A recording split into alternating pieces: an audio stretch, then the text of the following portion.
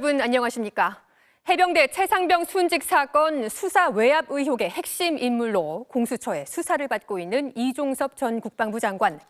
출국 금지 상태에서 호주 대사로 임명돼 큰 논란이 일었죠. 법무부는 결국 출국 금지 조치를 풀었고 이 전 장관은 대통령 신임장 수여 등 공식 절차도 생략한 채 오늘 저녁 호주로 출국했습니다. 취재진들은 공항에서 이 전 장관을 기다렸지만 모습을 드러내지 않았는데요. MBC는 이 전 장관이 마지막으로 항공기에 탑승하는 출국길 장면을 단독으로 포착했습니다. 현장에 나가 있는 취재기자 연결합니다. 자, 정상빈 기자, 이 전 장관과 만났다고요. 취재진에게 뭐라고 하던가요? 네, 이종섭 전 장관이 항공기 탑승구로 가는 길 아주 잠깐 마주쳤기 때문에 긴 대화를 할 수는 없었습니다. 이 전 장관은 MBC 취재진이 나타나자 당황하는 기색을 보였습니다. 그 상황을 잠시 보시죠. 어떻게 취재진 다 있는데 오신 거예요? 왜 이렇게까지 해야 지금 조사받고 있는 중에 나가시는 거잖아요.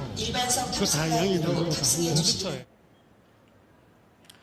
마스크를 쓰고 있어서 정확하게 들리지는 않지만 탑승구에서 기다리던 취재진에게 왜 이렇게까지 하는지 되물은 것으로 들립니다.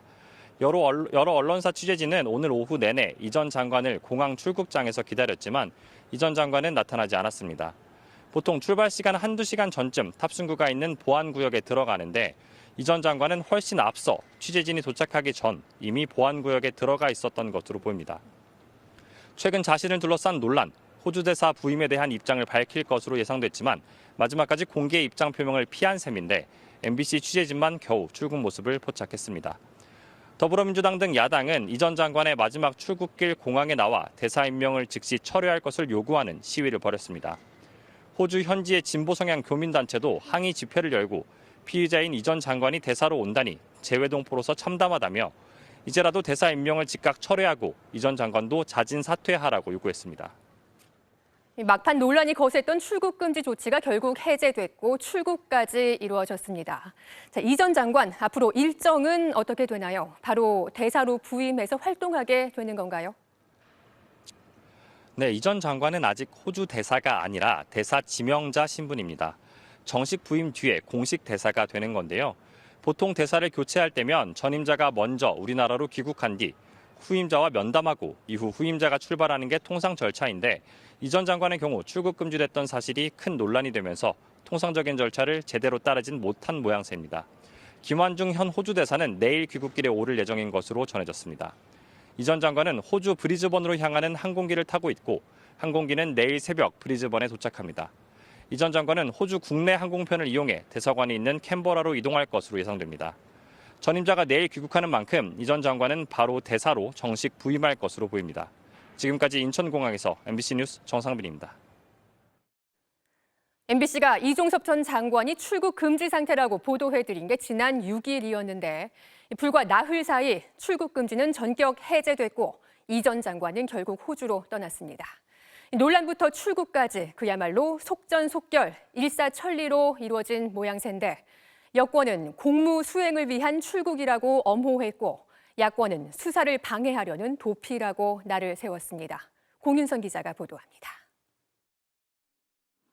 정부는 지난 4일 이종섭 전 국방부 장관을 주 호주 대사에 임명했다고 공식 발표했습니다. 통상 1급 공무원이 가는 자리인데 이례적으로 급을 두세 단계 높인 장관급이 전격 임명된 겁니다. 더구나 이 전 장관은 해병대 최상병 사건 수사 외압 의혹의 핵심 인물로 고위공직자 범죄수사처의 수사 대상입니다. 이틀 뒤 MBC는 이 전 장관이 석 달 전부터 출국 금지 상태인 사실을 확인해 보도했습니다. 출국할 수 없는 상태의 수사 대상을 외국에서 근무하는 자리에 임명하는 사상 초유의 일이 벌어진 겁니다. 그런데 하루 만에 이 전 장관은 공수처에 돌연 4시간가량 자진 출석해 수사에 협조하겠다고 약속했습니다. 또다시 하루 뒤, 이번엔 법무부가 한 차례 조사가 이루어졌고 협조를 약속했다며 출국 금지를 풀어줬습니다. 개인적인 용무나 도주나 이런 게 아니고 공적인 업무를 수행하러 간다고 언론에서 봤습니다.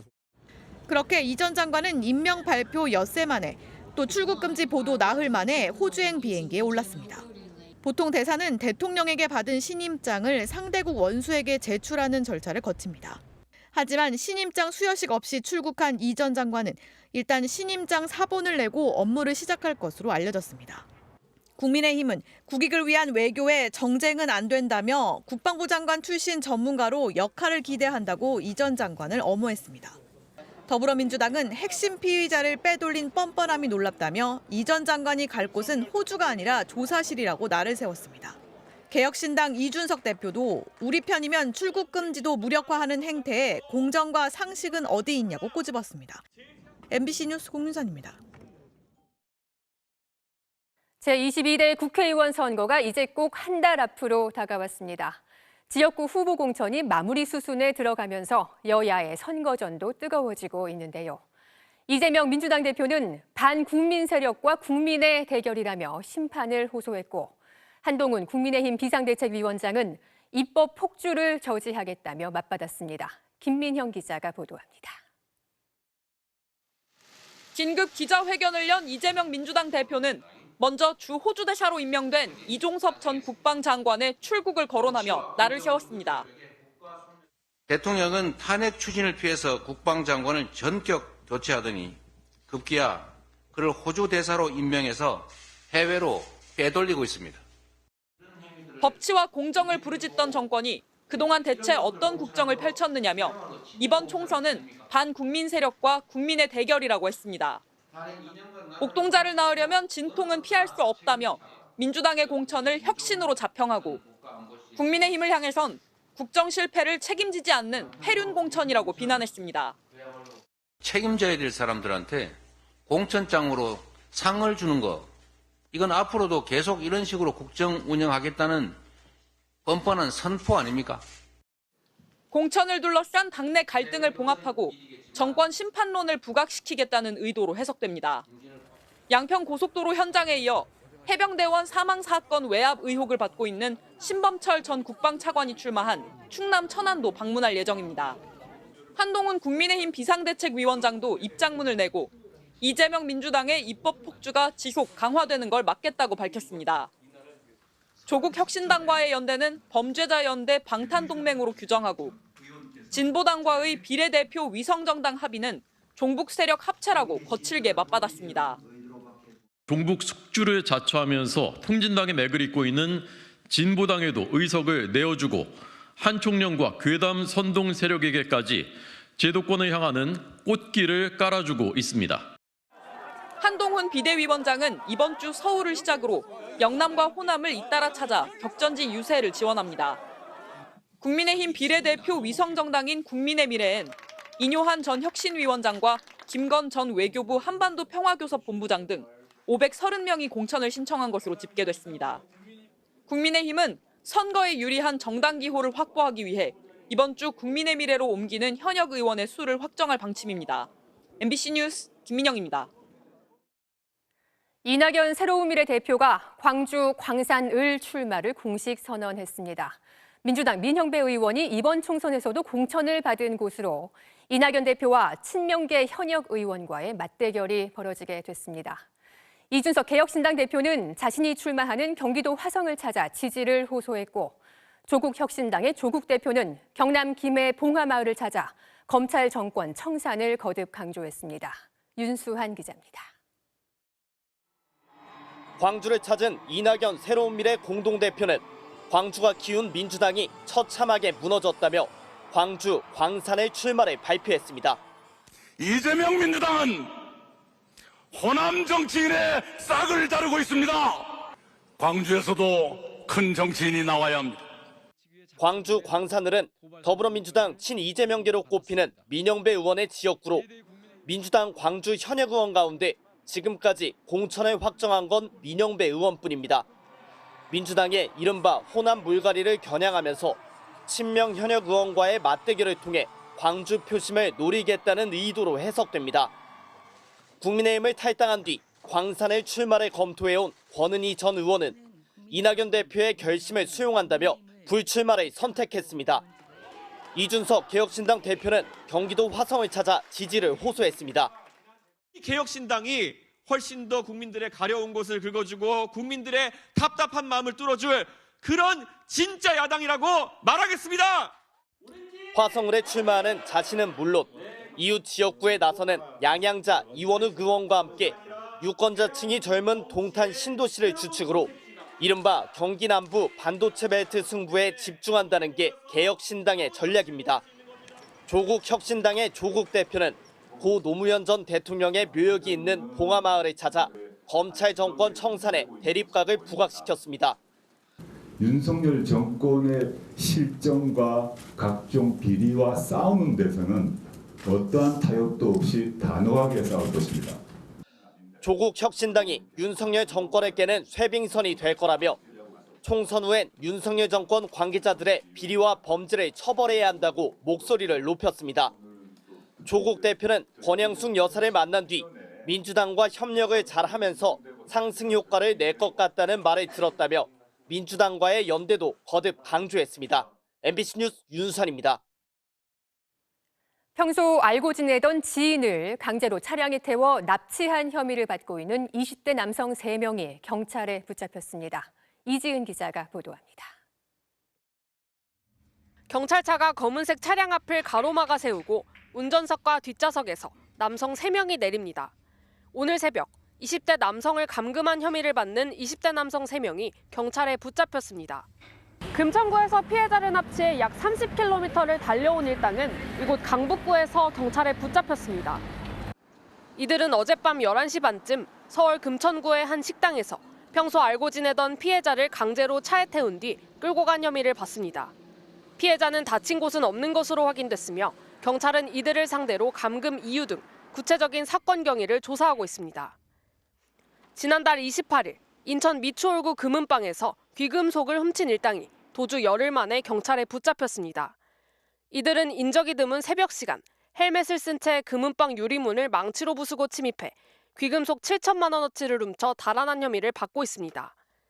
침입부터 도주까지 걸린 시간은 불과 30초 남짓이었습니다. 자다가 놀래가지고 일어나서 지팽이 짚고서 창문을 열어보니까 사람은 안 보이고 앞에 유리만 깨져가지고 하얗게 이렇게 부서진 유리가 쌓여 있더라고요. 아, 이건 털렸구나. 큰일 났다. 경찰은 이들이 훔친 귀금속 5점도 함께 발견해 압수했다고 밝혔습니다. 시뻘건 화염과 함께 시꺼먼 연기가 창밖으로 쉴 새 없이 뿜어져 나옵니다. 오늘 오전 10시쯤 경기 고양시 일산 서구의 아파트 10층에서 불이 났습니다. 불은 20분 만에 꺼졌지만 50대 여성 1명이 연기를 흡입해 병원으로 옮겨졌고 아파트 주민 77명이 대피했습니다. 경남 통영 욕지도 해역에서 전복된 어선의 실종자 수색이 사흘째 이어졌지만 추가 발견은 없었습니다. 통영해양경찰서는 사고 선박에 대한 인양 작업이 끝나는 대로 선내 정밀 수색을 진행할 방침입니다. MBC 뉴스 이지은입니다. 요즘 장 보러 나가면 월급 빼고는 다 올랐다는 말이 실감이 나는데요. 지난달 식료품 가격만 7% 넘게 올랐습니다. 특히 과일값이 껑충 뛰었습니다. 38% 넘게 올라 32년여 만에 가장 큰 폭으로 급등했습니다. 박철현 기자입니다. 주말을 맞은 수도권의 한 대형마트. 사과며 배, 딸기까지 과일 매대를 둘러보는 사람들은 많지만 선뜻 장바구니에 담지는 못합니다. 크게 오른 가격 탓에 구매를 망설이는 겁니다. 전에는 아침 저녁으로 하나씩 먹었어요. 제가 사과를 엄청 좋아하기 때문에. 근데 지금은 아침에 하나 겨우 먹어요. 못 사 먹어. 서민들 과일을 못 먹는다고. 지난달 식료품 물가 상승률은 7.3%, 1년 4개월 만에 7%대를 기록했습니다. 주요 원인은 과일값 급등으로 지난달 과일 물가지수는 1년 전보다 38.3%가 올랐습니다. 1991년 9월 이후 32년 5개월 만에 가장 높은 수준입니다. 고물가 탓에 식료품 소비는 위축됐습니다. 작년 4분기 식료품과 비주류 음료를 구매하는 데 들어간 비용은 가구당 평균 40만 9천 원. 지출액 자체는 1년 전보다 2.4% 늘었는데 물가 영향을 배제한 실질 지출은 오히려 3.9% 줄었습니다. 특히 소득 하위 20%인 저소득층에서 감소폭이 7.7%로 가장 컸습니다. 문제는 고령화와 기후변화 등으로 앞으로도 과일값이 불안정할 가능성이 높다는 겁니다. 앞으로 우리나라 그 과일 그 생산 기반 구조가 굉장히 그렇게 취약하다는 거예요. 수입까지 검토를 해야 될 어떤 단계까지 오지 않았나 하는 생각이 들어요. 정부는 지난해와 같은 저온 피해가 없도록 우선 예방시설을 확충할 계획입니다. 다만 수입 개방에 대해서는 검역 협상에 오랜 시간이 걸린다면서 여전히 신중한 입장입니다. MBC 뉴스 박철현입니다. 미국 대선 재대결을 앞두고 바이든 대통령과 트럼프 전 대통령이 격전지 조지아에서 유세 맞대결을 벌였습니다. 바이든 대통령은 자신의 나이를 소재로 한 첫 공식 TV 광고를 내면서 이번 대선 최대 이슈인 나이 논란을 정면 돌파했습니다. 워싱턴 김수진 특파원입니다. 3,200만 명이 시청하며 흥행에 성공한 국정연설에 이어 바이든 대통령은 조지아주 애틀란타에서 선거 유세에 나섰습니다. Donald Trump want to pass a national ban on the right to choose. Well, hear me loud and clear. Not on my watch. 트럼프가 북한 김정은과 편지를 주고받고 러시아 푸틴에게는 고개를 숙인다며 독재자가 되고 싶다고 한 말은 진심일 것이라고 꼬집었습니다. 앞서 트럼프는 대통령에 당선되면 하루는 독재를 하겠다고 말한 바 있습니다. 애틀란타에서 100km 떨어진 조지아주의 또 다른 도시 롬에선 트럼프가 목소리를 높였습니다. 바이든의 국정연설에 대해 분열적이고 급진적인 역사상 최악의 연설이라고 비난했습니다. Joe Biden should not be shouting angrily at America. America should be shouting angrily at Joe Biden. 광고전도 본격화되고 있습니다. 바이든 캠프는 광고비로 3천만 달러, 무려 400억 원 가까이 투입할 계획인데 첫 TV 광고는 나이 논란에 응수하는 것으로 시작했습니다. Look, I'm not a young guy. That's no secret. 그러자 트럼프 캠프는 바이든이 넘어지는 모습을 모은 영상을 소셜미디어에 뿌리며 곧바로 대응에 나섰습니다. 앞서 트럼프의 정치자금 후원회는 바이든이 다음 임기를 마칠 때까지 살 수 있겠냐며 조롱하는 광고를 내보내기도 했습니다. If Biden wins, can he even survive till 2029? 3월 중순이 채 되지 않았지만 11월 대선을 향한 선거전은 이례적으로 일찍 시작했습니다. 초반부터 서로를 향한 비난 수위가 높아지고 있습니다. 워싱턴에서 MBC 뉴스 김수진입니다.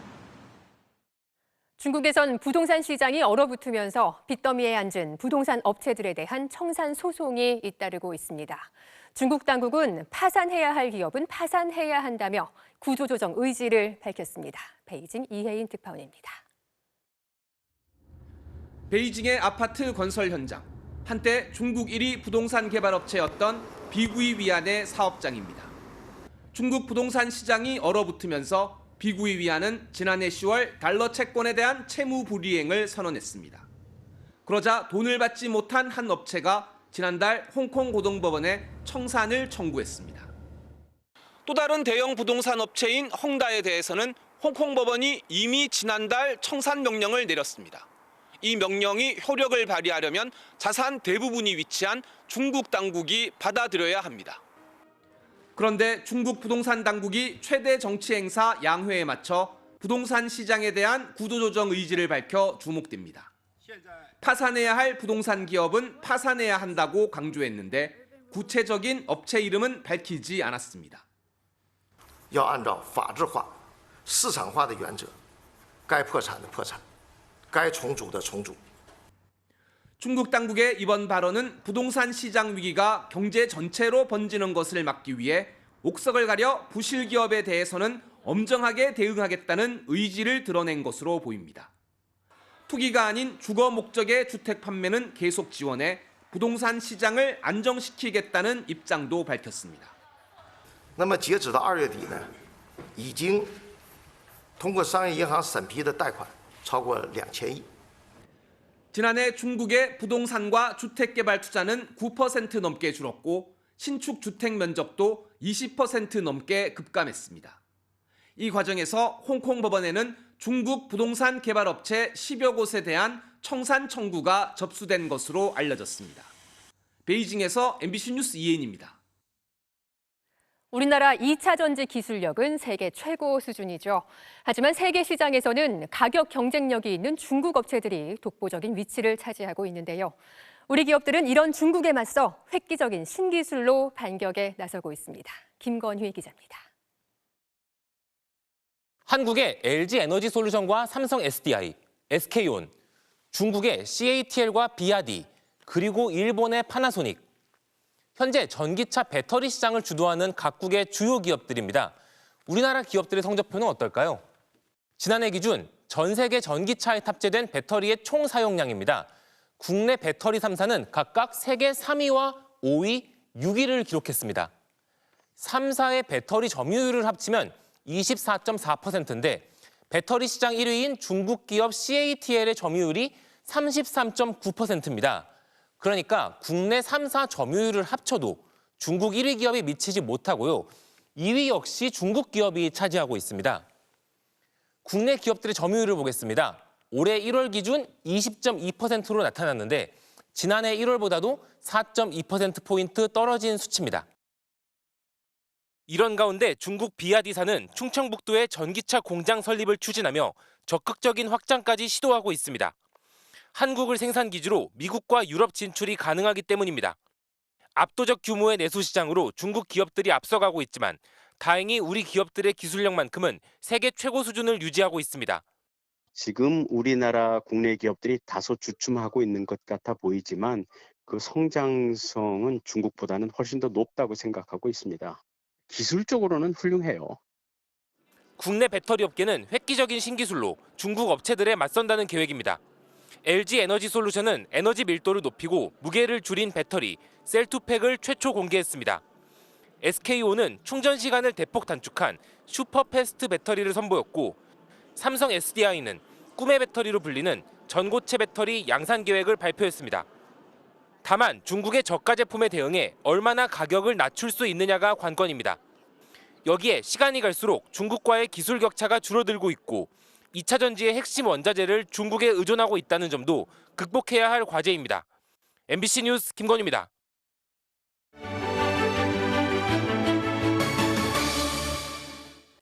다운 증후군을 가진 사람들은 인내심이 강하고 타인에 대한 애정이 커서 다운 천사라는 별명으로도 불립니다.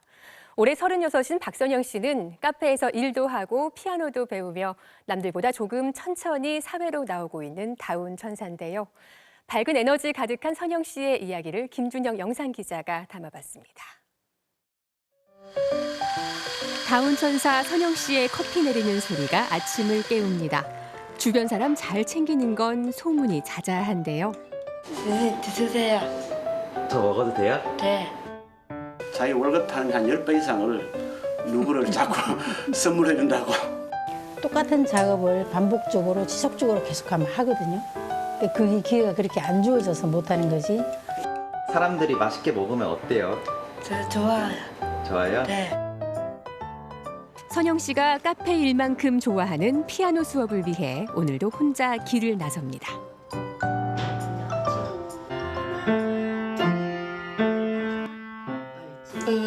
보통 아이들 하루 걸리면 이 친구는 한 달에 한 곡을 하더라도 한번 해보자라는 마음으로 너무 피아노 하고 싶다고 하니까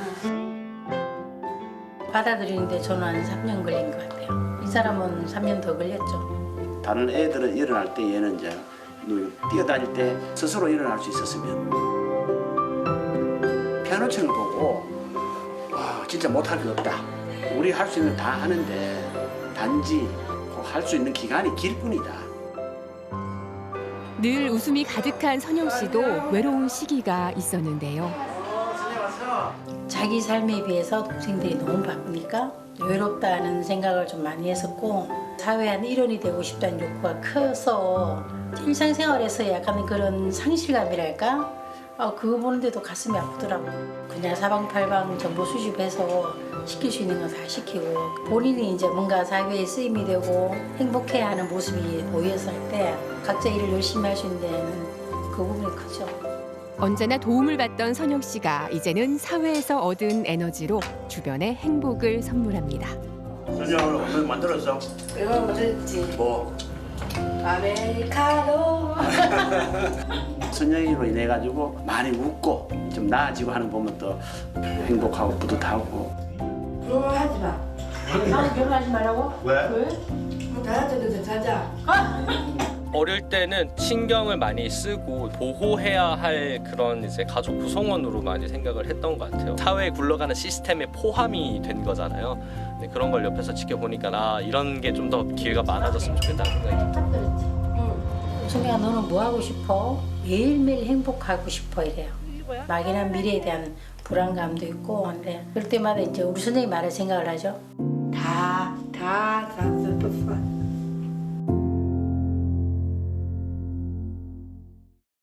정부가 전공의 이탈에 따른 의료 공백을 줄이기 위해 내일부터 4주간 20개 병원에 군의관 20명과 공중보건의사 138명을 파견하기로 했습니다.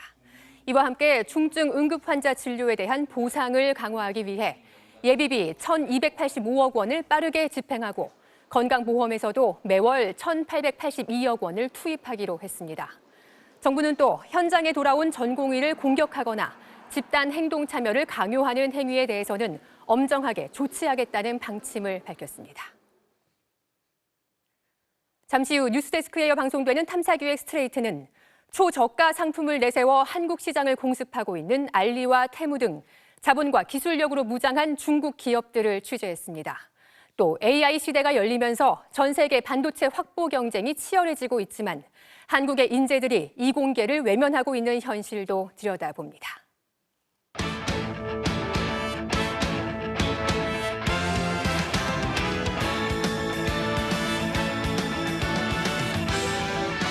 일요일 밤 스포츠 뉴스입니다. K리그 최고 흥행 카드인 FC서울 링가드 선수가 홈경기 데뷔전을 치렀습니다. 공격 포인트를 올리지 못했지만 역대 4번째로 많은 5만여 명의 관중이 경기장을 찾아 뜨거운 관심을 드러냈습니다. 김수근 기자입니다. 경기 시작 1시간 반 전부터 서울 월드컵 경기장에는 구름 관중이 몰려들었습니다. 마치 A매치의 열기를 방불케 했습니다. 링가드가 영입이 되고 나서 혹시 더 K리그가 더 흥행이 잘 되는 것 같고 그러면서 이제 FC 서울이 이번 시즌 한번 제대로 1 내지 않을까. 링가드 효과로 경기장 안의 열기는 더 뜨거웠습니다. 링가드를 취재하러 온 외신 기자들까지 눈에 띄었습니다. But I'm sure in time he's going to have a really positive impact on FC Seoul and also on the K-League. He's a really good footballer. 오늘 관중 수는 51,670명. K리그 최다 관중 역대 4위이자 2018년 유료 관중 집계 이후론 최다 관중 기록입니다. 팬들의 시선을 한 몸에 받은 링가드는 전반 29분에 조기 교체 투입됐지만 이번에도 공격 포인트를 올리지는 못했습니다. 투입되자마자 탄성을 자아내는 절묘한 패스를 찔러줬지만 강상우의 슛은 골키퍼에 막혔고 후반 37분 결정적인 득점 기회에선 오른발 슛이 골대를 크게 빗나가 고개를 떨궜습니다. 후반 추가 시간 역습 기회에서는 스피드를 살리지 못했고 동료들과의 호흡도 아직 완벽하지 않았습니다. 링가드는 0대0 무승부에 아쉬움을 드러냈습니다. I've not played a full night in a very long time. To see 50,000 people, turn up today was amazing support from everyone. 광주는 홈에서 후반에만 4골을 몰아치며 강원의 역전승을 거뒀습니다. 외국인 선수 가브리엘은 결승골을 포함해 멀티골을 터뜨렸고 광주는 개막 2연승으로 선두를 내줬습니다. MBC 뉴스 김수근입니다. 프로야구 시범 경기에서는 한화가 류현진 효과를 누리며 이틀 연속 매진을 기록했습니다. 신인 드래프트 1순위인 한화 황준서는 3이닝 1실점을 기록했습니다. 개막전에 이어 오늘도 대전구장은 12,000명의 관중으로 가득 찼습니다. 분위기만 보면 정규리그나 포스트 시즌 경기 같죠? 팬들의 뜨거운 관심 속에 전체 1순위로 입단한 황준서 선수가 데뷔전을 치렀는데요. 3이닝 동안 1실점했지만 삼진 4개를 잡아냈고 위기관리 능력도 선보이면서 무난한 데뷔전을 치렀습니다. 부산 사직구장에도 10,000명이 넘는 팬들이 찾아와 롯데 선수들에게 힘을 불어넣었는데요. 승부사 김태형 감독에게 거는 기대가 그만큼 높다는 뜻이겠죠. 롯데는 전준우와 정훈의 홈런포를 앞세워 SSG를 꺾고 2연승을 기록했습니다. 여자 프로농구 플레이오프 1차전에서 삼성생명이 우리은행을 꺾고 기선을 제압했습니다. 톱플레이 출발합니다. 정규리그 2위 우리은행과 3위 삼성생명의 맞대결. 디펜딩 챔피언 우리은행의 우세가 예상됐는데 승부는 4쿼터 막판에 갈릴 정도로 팽팽했어요. 삼성생명 강유림이 미들슛을 성공시켜 한 점 차로 따라붙었고 강유림의 석점포까지 터지면서 삼성생명이 경기를 뒤집었습니다. 결국 예상을 깨고 삼성생명이 원정 1차전 승리를 가져갔는데요. 삼성생명 선수들은 우승이라도 한 듯 기뻐했고 우리은행 선수들은 허탈한 모습이네요. 독일에서 열린 스노보드 월드컵 평행회전 결승. 배추보이 이상호 선수가 힘차게 출발하는데요. 중반까지 레이스가 아주 치열한데 이상호 선수가 0.24초 차로 먼저 들어오면서 우승을 차지합니다. 지난 1월에 이어 두 번째 우승을 차지하면서 평행회전 종목 1위로 시즌을 마무리했네요. 지금까지 톱플레이였습니다.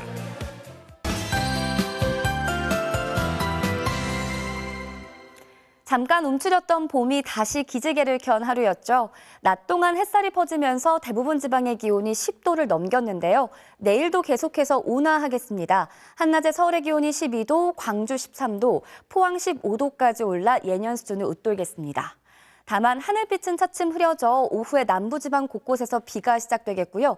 늦은 밤에는 수도권과 강원, 충북지방에 비 눈구름이 들어와 모레는 전국을 요란하게 훑고 지나가겠습니다. 예상되는 비의 양은 제주에 10에서 40mm가량으로 가장 많겠고요. 경남지방에 5에서 20, 서울을 비롯한 그 밖의 전국은 5에서 10mm가량 되겠습니다. 눈으로 내려 쌓이는 강원 산간에는 1에서 5cm가량의 적설도 예상됩니다. 내일 비가 내리기 전까지 수도권과 충청, 영남 지방에서는 건조함이 계속되겠습니다. 대기질은 대체로 무난하겠습니다.